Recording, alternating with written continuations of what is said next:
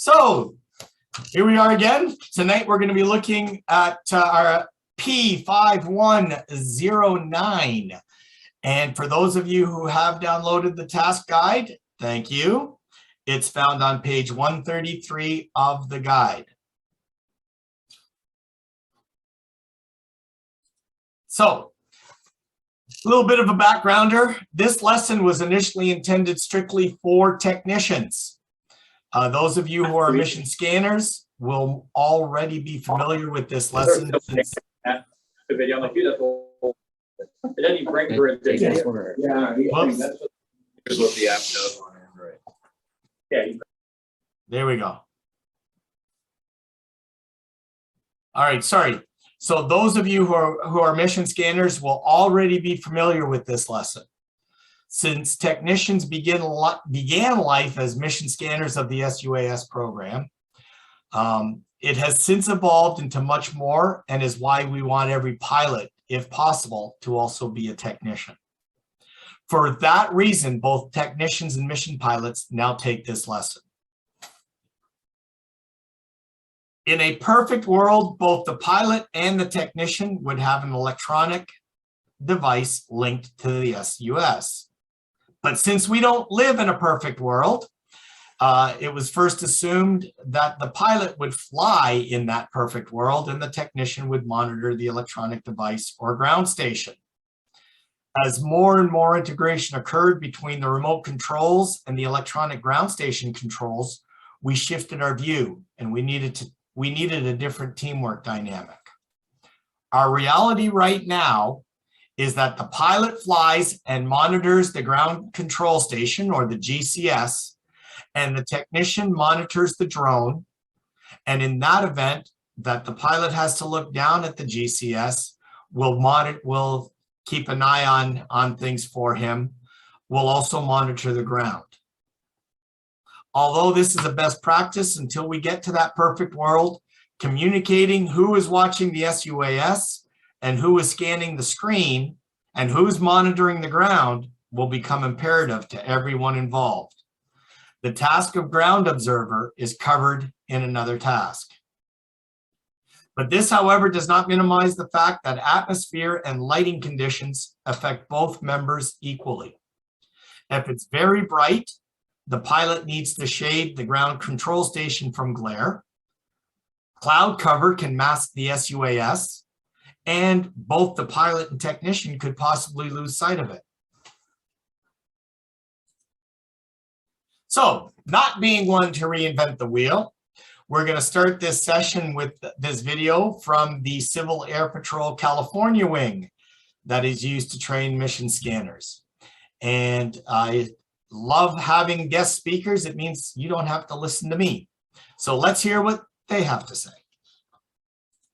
So I mentioned that atmospheric conditions and lighting are affecting scan effectiveness. It's pretty obvious, I guess, really. But then what I want to hold on, guys.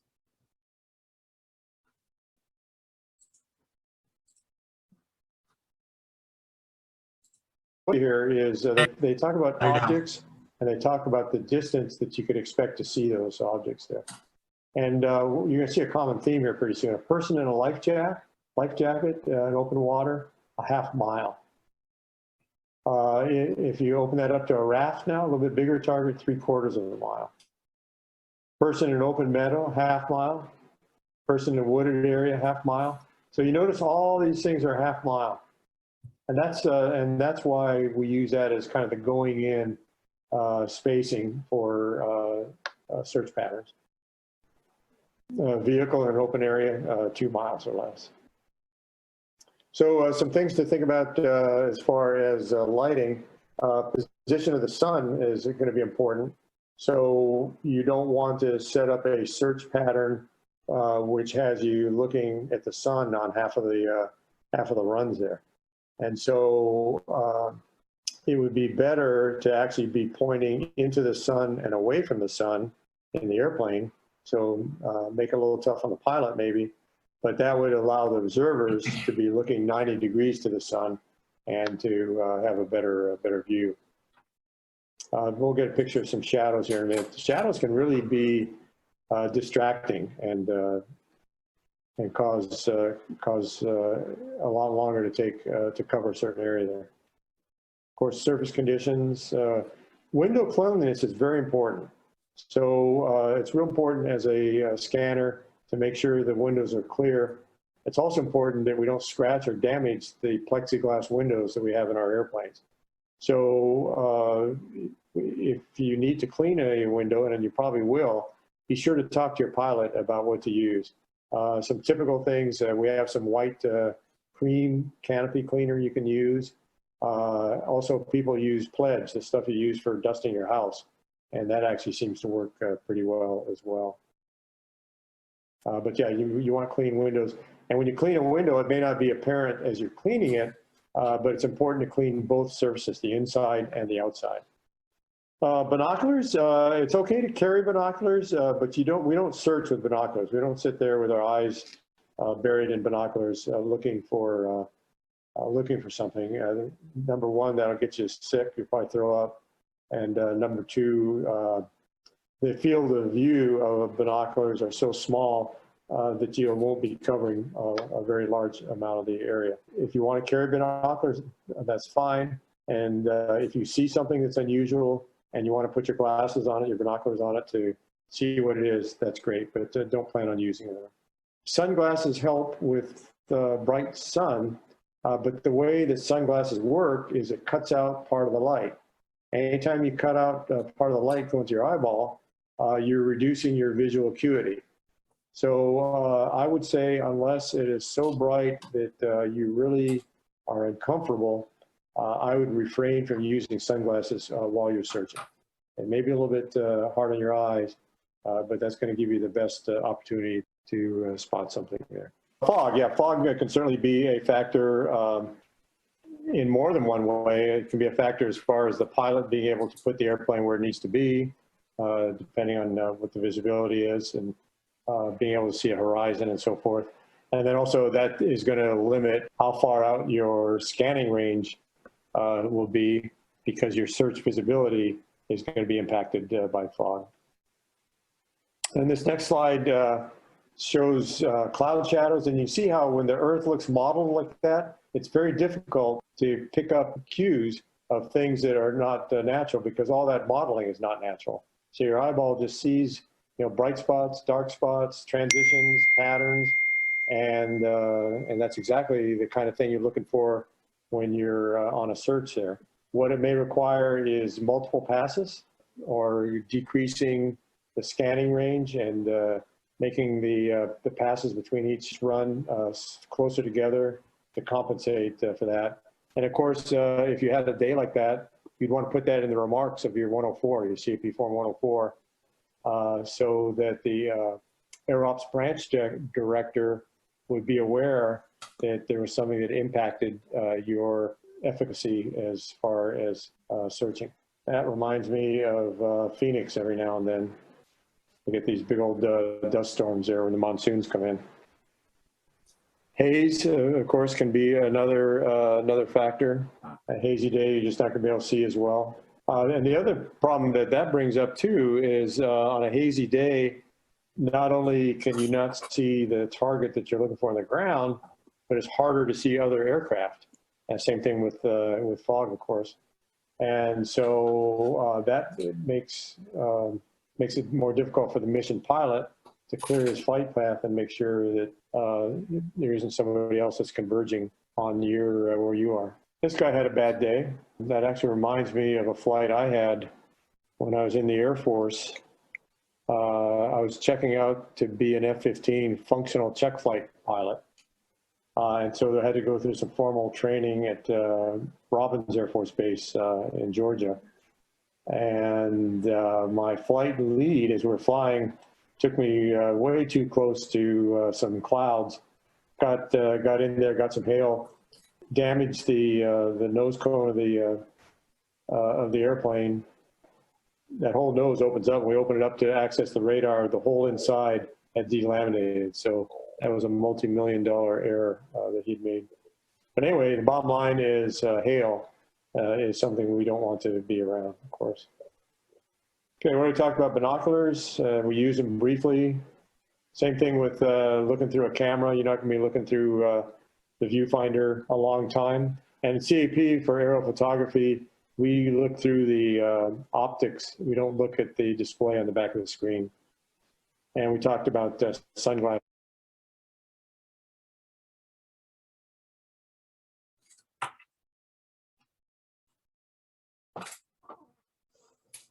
Okay.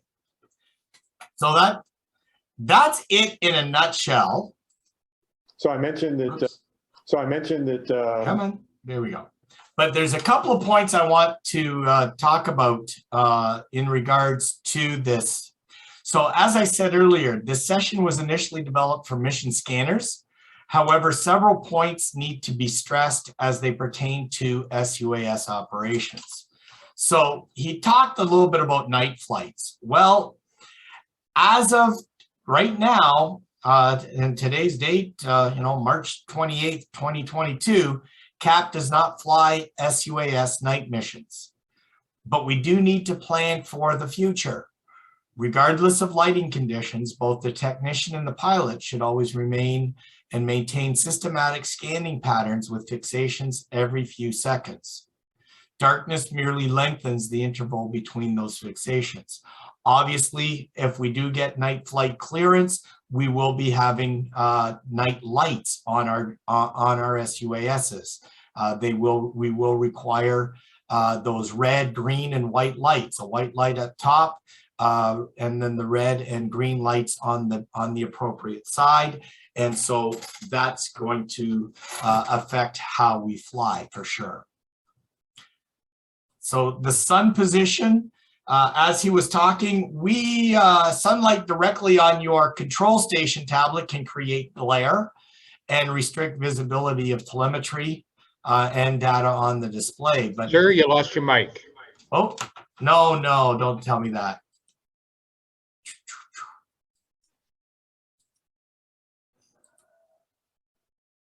I've been hearing you just fine.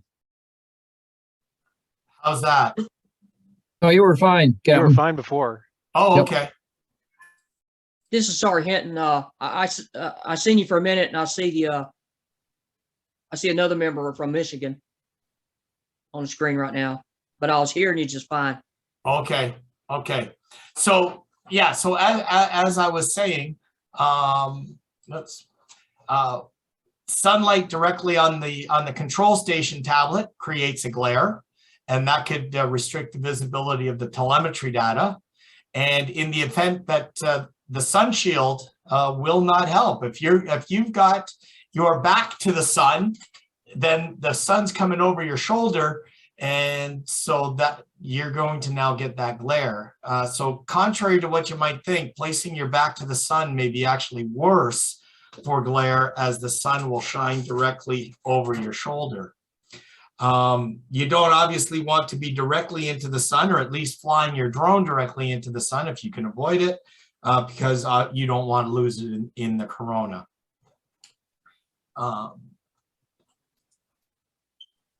Binoculars are not permitted to be used by the pilot or technician during operations of an SUAS flight.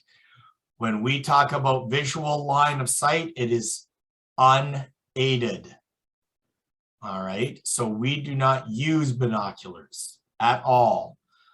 We remember that also that looking at a tablet or a smartphone screen for extended periods can be equally as discomforting as what he described for the binoculars. So you do want to be taking breaks whenever possible.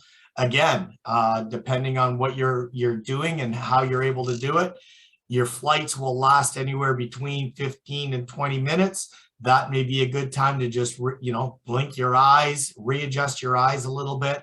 If need be, during the middle of a flight, you might want to, just hover. Ask your technician, if you're a pilot, ask your technician to put eyes on the drone for you. Make sure that you've got everything secure, and rest your eyes a little bit, and then away you go. Sunglasses are an important tool. Like he's talking about not using them. I'm gonna suggest sunglasses for us are actually something that will help us reduce eye fatigue and glare. However, we've got to be careful what kind of sunglasses we get. Okay, so looking at a tablet or smartphone screen with polarized lenses can result in a reduced retinal image and actually a lack of color. So you might actually miss stuff that's on your tablet. Color discrimination is reduced when wearing dark lenses. If you're wearing blue blocker sunglasses, looking for a lost person wearing a blue jacket will be nearly impossible while you're looking at the screen. A pair of yellow anti-glare sunglasses work wonderfully. These can be purchased inexpensively at most department and dollar stores. However, as you know, the dollar store ones are cheap, but you can find the ones as advertised on TV. You'll see the box at your local hardware store, local department store. Those are amazing. They're sometimes marketed as night driving glasses. Although I don't know if I want to use them for that, but I certainly want to use them when flying the drone. And finally, no matter how cool it may look, obviously we don't wear our sunglasses while flying in low visibility conditions. If you're close to civil twilight, the last thing you want to be wearing is a pair of sunglasses. It's going to be hard enough to keep your eyes on the drone at that point. Okay, so basically that concludes the session. Are there any questions?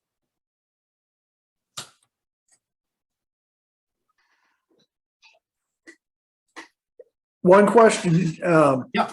If you deploy and end up in a launch location that would basically require you to be looking into the sun with a drone, would that be reason to go back to ground branch and say, you know, there's an issue here, we're going to have to relocate or even cancel? It might be. I mean, at the end of the day, as the SUAS mission pilot, you are ultimately going to be responsible for the go no go decision to fly. So if you're finding that the conditions are such that you're not going to be able to achieve the objective because of the daylight conditions, then you're going to have to admit that and then scratch that. Perfect example, we were part of the GLR mission there this weekend. Colonel Bomer and we were down Traverse City Way, and they asked us to do some pictures of various dams in the area. Well, the first dam we went to, as we were pulling up, the wind picked up and the snow started falling. We made the decision right there and then. We weren't going to put the Skydio in the air, not while there was that much snow flying. We don't want to have any moisture in those machines, right? So you have to, that may be a consideration. As we got nearing to our final destination, in our situation, it was the exact reversal of what you were just describing. It was more what I was describing earlier. We were actually just past civil twilight, and so there was no opportunity for us to put the SUAS in the air because we were flying in the dark for all intents and purposes, and we wouldn't be able to do that. So we just marked it down that said we couldn't fly for that portion. And in that case, we took out our iPhones and took pictures that way. For the purposes, at least for the purposes of the exercise, we did that. And if the client does not want those pictures, then they don't have them, but they also have a reason why we did that. Okay, so where's my chat? There we go. Whoops, where are we? Control V, there we go. And here we go. So I've posted the quiz link in the chat, and it's now up on the screen as well. And I'll give everyone a little bit of time to complete that.